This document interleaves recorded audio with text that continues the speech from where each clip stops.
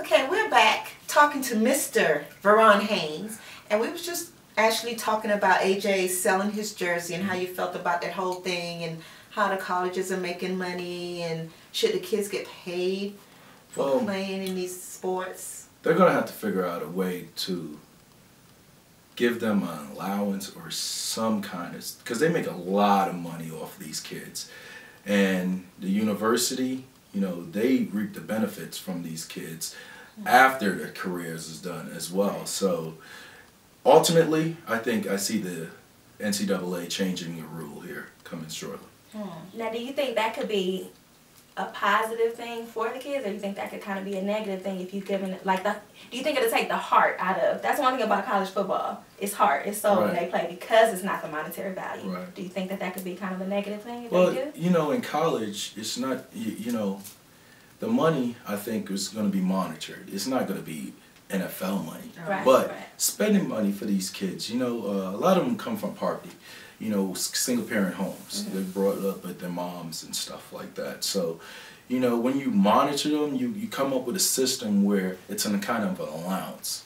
And they could take their girlfriends out. They could, you know, they won't have to do stuff like sell their jerseys. They won't have to, you know, receive booster money from just to go out to eat, you know, after a game or something like that, you know. And I think they will come up with a system for that.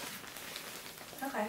I mean, when we get into systems like that, and let's say, you know, they did come up with, and we got star players, and then we got players on the team that just sit on the bench, then you get into how much you should get versus what you should get. Are you talking about just across the board, they play for the team, and that's it? Across the board, and I think that will make it an even playing field, you know, and that's when it gets difficult, too, because then you have teams that not Georgia, that's not in the NFC, the smaller teams, so how do you fund, you know, those small teams as well?